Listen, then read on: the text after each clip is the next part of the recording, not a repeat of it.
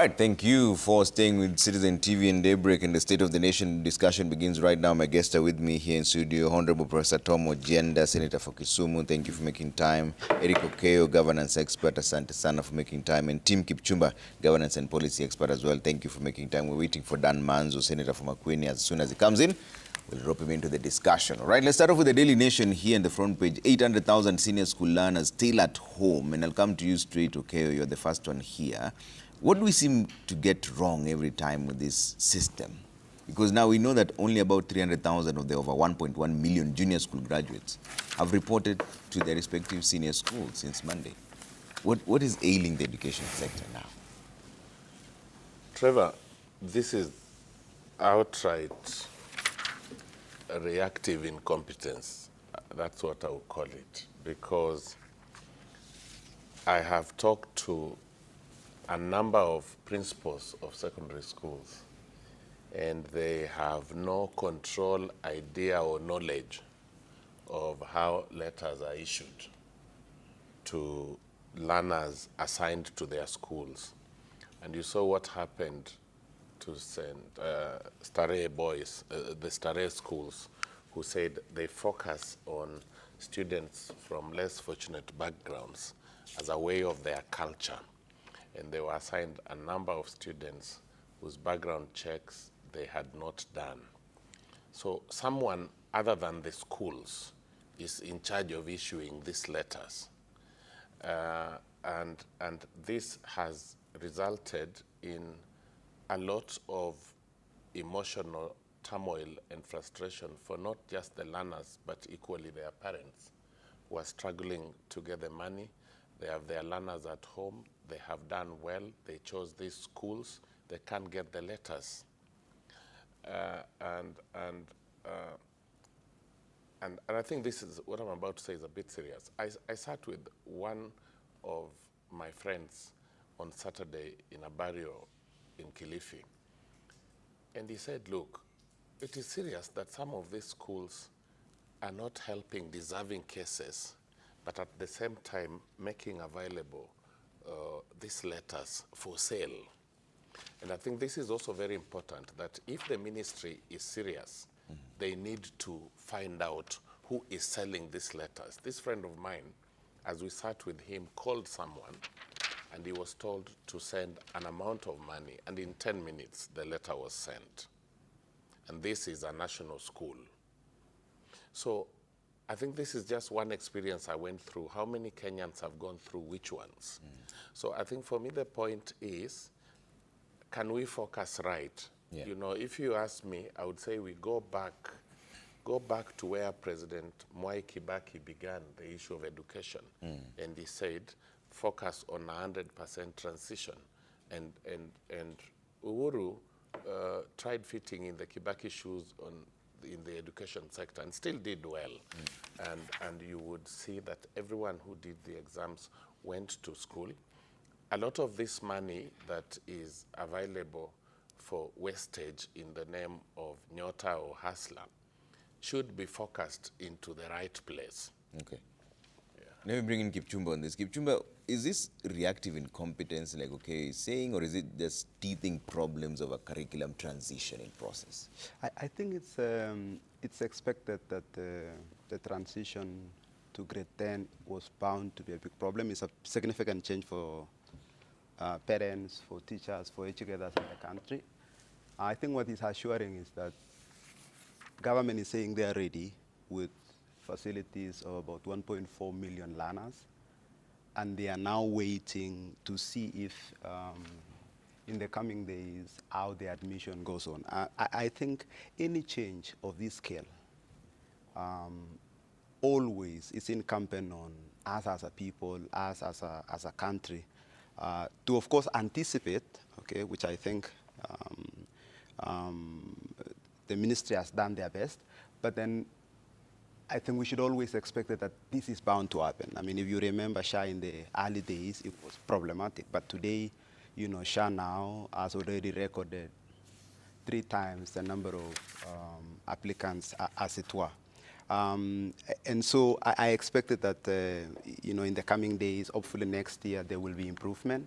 I don't know what the facts are in this case. I don't know if it's necessarily that learners are not getting letters, or it's just that, you know,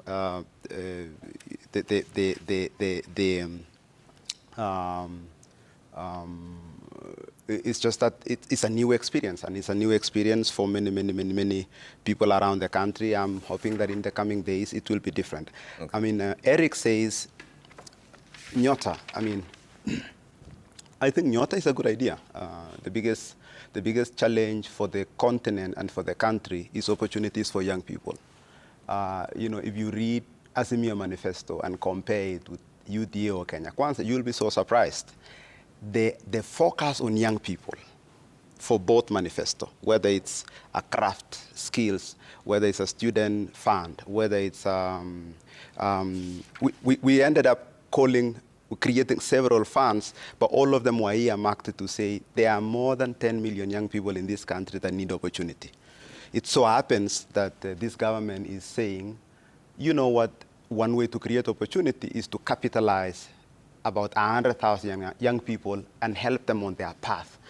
So I don't think that money is being used strongly. I think that money is actually going, I mean, 100,000 young people is catalytic. If in fact, all those 100,000 end up going and create 1 or 2 more jobs, if each of those just create a job or 2, that's 200,000 new jobs. 200,000 is already 100% of the jobs that the country today generates, the country and industry as it were. There are teething problems with this transition, but we should also remember really that we should remember where we are as a country. We have many young people that need opportunity and they need a shot. Okay. Prof, what is the issue here? Because I know you also deal with some of the students. Yeah. Trevor, thank you very much, and thanks for this question. I think the transition from the 844 system to this new system was bound to be problematic. One, because parents and even learners do not understand the system. And I'm sure most members of the public, even those whose children are going to senior school, do not understand the categorization, one, of the schools. We have C1, C2, C3, and C4. C1 are the national schools, then the extra-county schools, C2, then county schools, C3, then you have the local schools or sub-county schools at C4 down there. Now, what that means, Trevor, is that students, depending on their performance, EE1, EE2, all those things that are now new, find themselves placed in extra-county schools, even in day schools outside their county, without a process or a choice. You have students who are, for instance, in Kisumu County, who have been admitted in schools in Kilifi in a day school. When you do your research, you find it's a day school, and you can't take your child to a day school when you do not even have fees in the first place. So you have the problem of placement, the problem of choice. Then there's a problem of changing those schools.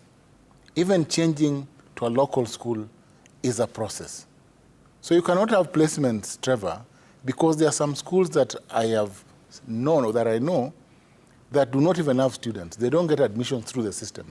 There are schools that have been in the media saying that in as much as they have the competence and the teachers to teach, there's no student placed by the system in those schools. Yeah. So this system is a mess so far.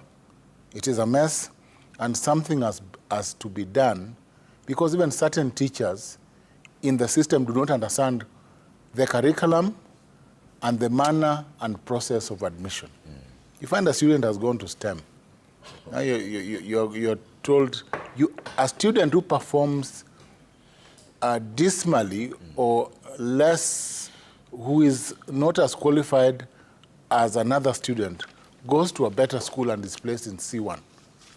Now, that is the complication in this system, Trevor. And I think this system, it's unfortunate if we have this system. This system, I would almost say is a mess. Yeah. Let me use that ordinary word. It's a mess. And it has several teething problems. It will take the Minister of Education, C.S. Ongamba, and the PS, Bitok and Inyangala, a lot of time to make sure learners and parents understand the system. But there's also the other problem, Trevor, that I must speak to. that of funding. Parents are poor. The NGCDF, or the CDF that is available to members of parliament to afford scholarships is also not is not available. And remember, counties also do not have a framework for providing bursaries to students at this level, because legally counties can only deal with education at the lower levels. So absent funding or a bursary system, again, there are parents who are unable to afford fees. Some of us in leadership, Trevor, are going through a lot of requests from every parent asking for fees because their child has been placed in a school and they require 20,000, 15,000 to report, and they do not have that money. So there's also the question of the time and the money. And I think the solution is, there's a long-term solution. Yeah. Eric, of course, has gone on to proceed to attack the Nyota framework, that funding for youth, which is a good funding, maybe because he does not understand it or they didn't have it in the last government, because he was very senior in the last government. Now, in this government, however, and Eric must be alive with the fact that we have a new structure, a new government. And Nyota is intended to empower youth, give them the 50,000 to have a framework.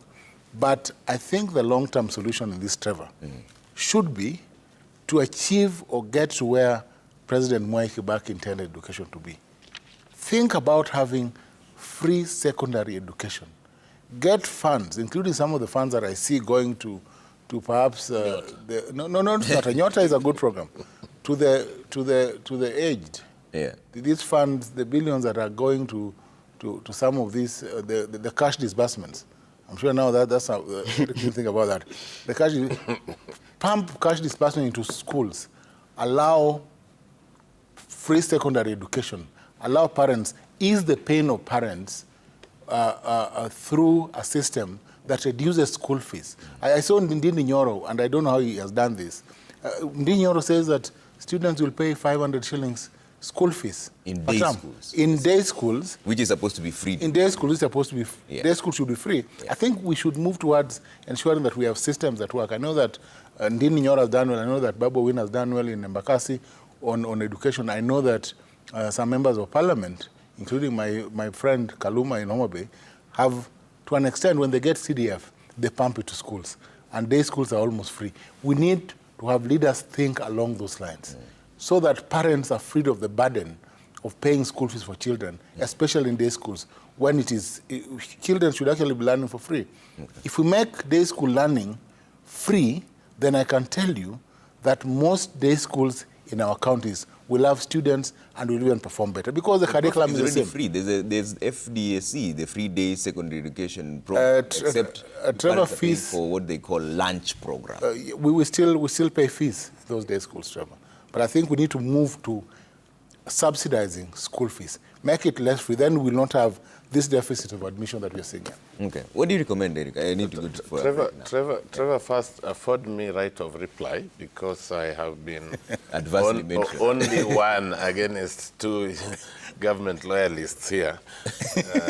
Thanks that Senator Manzo has come to my rescue. Trevor, the last time we appeared here, I told you that my very good friend, Senator Ojienda, whom I have known for about 3 decades, is a person who can choose to be serious and can choose to just be a peripheral joker, even with serious issues. Today I must thank him, because choice of words have led him to agree with me that government is outrightly incompetent and reactive. That's all I said. I stand by my word. He says government is good, but the education system is a mess. He already agrees with me. He supports wastage in the name of Nyota, but says giving old people is wasteful.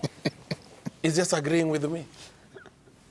So I think, Prof, thank you today. Today you are very objective. This is now him. and this is why I told you that sometimes when you see him, appearing even in these unpopular rallies that are of political nature, he goes with the body but leaves his mind at home. Because there is a problem, Trevor. And Senator Ojienda knows there is a problem. I must also thank him for some benevolence he has extended into our county, which is working wonders. He has gone deep into his pocket to support learners to go to school. This I must say I know. But as he does that, with this money, some of them still receive stipend from the same UDA government to attend public rallies. While I know he is able and supports a lot from his own kitty, I also know he can't swear with the Bible that he does not receive supposed stipend from government to run around with. So, and this is why what I call reactive incompetence by a government. I have just mentioned the excellence of Mwai Kibaki as he then was, God bless his soul. And Senator Ojienda joins me in referencing to Mwai Kibaki. So you see the problem is here you have generally a bad government that does not get it right in anything. Why, for example, would the two of them here insist that Nyota is good, but at the same time agree that a messy system has caused parents to be at home with 800,000 learners? What are they saying? Even if it was to please a master, you please a master with some measure of reason. Eric.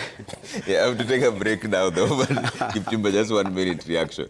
Yeah. No, Eric, I think the problem with Eric is that he's just criticizing without offering an alternative solution. I mean, Senator is right.